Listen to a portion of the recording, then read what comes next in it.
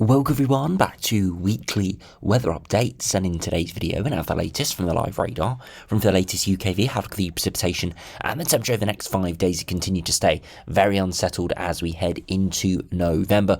Lots more areas of heavy rain, some significant showers as well, perhaps even a few thundery downpours like we're seeing this evening as we do continue this westerly flow with lots of Atlantic energy, and with the remnants of Hurricane Melissa eventually entering the Atlantic in the coming days, it could produce a lot of moisture and just continual hefty rain. Now, we're not going to see anything anywhere close to hurricane conditions, but what we're going to see is the remnants of that system injecting energy into the jet stream and the larger areas of low pressure, and it is going to be more of a typical Atlantic low once that system nears, but it has said it could have some slightly more enhanced features in terms of precipitation and strength. Progressively into the longer range, this pattern looks like it's going to continue for the first kind of third of November. No real changes. But as we enter the middle of the month, we continue to see perhaps the jet stream weakening and more amplification occurring within the models. Today we have got, again, all operational runs on board with a bit of a pattern change. They don't agree on the details of the pattern change, but they all are showing Atlantic ridging, perhaps that high pressure pushing towards Iceland and Greenland, and that would encourage more northwesterlies and maybe even northeasterly flows as we head into the middle of the month, which could get progressively colder as we edge towards winter.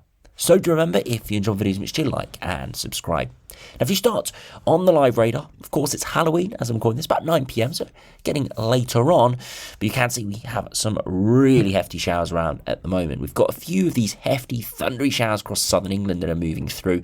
Most of these showers are really rattling through right now, so earlier in the evening wasn't too bad, but now we are starting to see those big showers moving in. You can see they are around this low pressure system that's out to the west that is spiralling in, and this is going to bring some gusty winds and more of these hefty thundery showers over the course of this evening. Most of it's going to clear overnight, but still could be some pretty horrific conditions out there. If you get woken up by rainfall on the windows or something, then you know it's from these showers, but they will slowly clear through, but should be gone by sunrise tomorrow morning.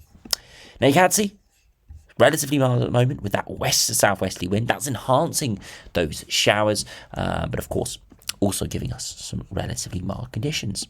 Now, to the latest UKV, you can see there was rain earlier this afternoon, but around 5, 6, 7 p.m, a lot of the showers did dissipate. Still some across southern and southeastern parts, and of course we've got more showers moving at the moment, and again they are going to be really lively overnight. You can see for most, apart from perhaps Scotland, the showers are gone by sunrise. Here we've still got a bit of persistent rain and some other showers further south. So those real thundery showers should be gone by the early hours of Saturday morning. Now, for the first day of November, it's not too bad actually come the afternoon. Yes, still some hefty showers piling in off the Atlantic, but generally speaking, it's not too bad. There are plenty of drier areas in the east. Into Sunday, further showers pushing in, a more succinct area of precipitation into the early hours of the morning, and as we head into the afternoon, similar to Saturday, we do see a little bit of a lull in the pattern, a little bit of ridge of higher pressure, and it means a more pleasant afternoon there. But it doesn't last too long, and you can see overnight Saturday into Sunday, lots of heavy rain and pretty abysmal conditions overnight. As we head into Monday itself, still lots of cloud and some areas of rain moving in, but it shouldn't rain everywhere, and it should be a little more pleasant. Into Tuesday, more heavy rain overnight. Again, this is typical with this west to southwesterly wind. And into Tuesday, once again, more precipitation. More focus across the south here. We've got lingering weather fronts. And you can see that whole system eventually starts to clear through there Wednesday, slowly through into Thursday as well. So, yeah, not looking great over the next 5 days. Lots of rain to come. Relatively mild conditions, of course, with a southwesterly flow. You can see real big warm sectors appearing. Of course, it means temperatures could be in the mid to maybe even high teens at points over the coming days, but it also means that precipitation is just going to be enhanced with further warmth and moisture. And that's the first day of November. We're around average, high single digits or low teens, not too bad. Into Sunday, a little bit colder overnight in the north, and by the afternoon we do see temperatures once again maybe just around the kind of 8 to 12 degree mark. into Monday, looking pretty mild there by the afternoon, 15, 16 degrees as that southwesterly wind pushes in. And the same could be said for Tuesday, again looking at around the mid-teens. So relatively mild start to the week there, and even into Wednesday, even up to 17 or even 18 degrees. As I said, with that moisture, it's going to enhance the precipitation, but it's also going to allow some warmer temperatures to move in. So it should be, we avoid the rain at least, relatively pleasant.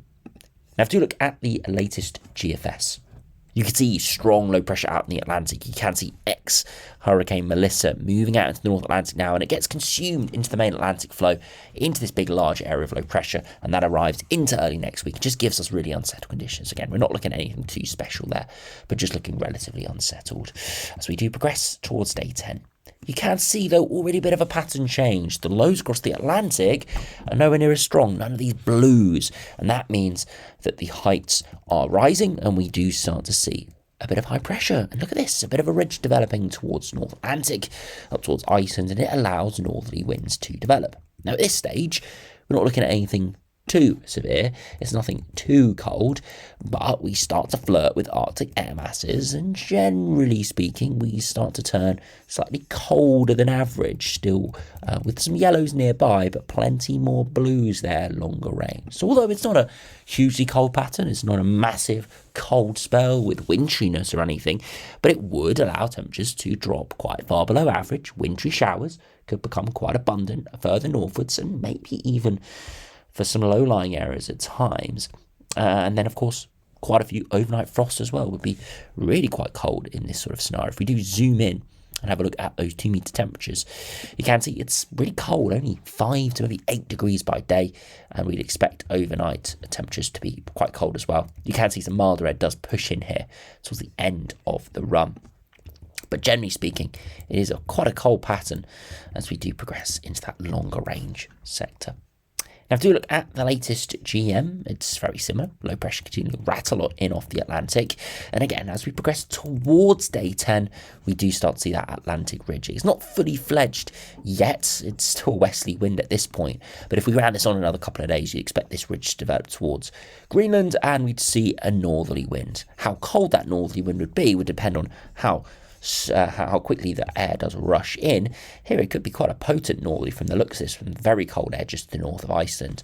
But I think the biggest thing we'd see with this is how strong is that ridge. If that ridge hangs on, then yeah, it could be a really cold spell. But if it's more of a flimsy ridge, like I would expect, then maybe a couple of days of something much colder before it does dissipate away. So yeah, relatively mild, similar to the GFS, and then that ridging does arrive.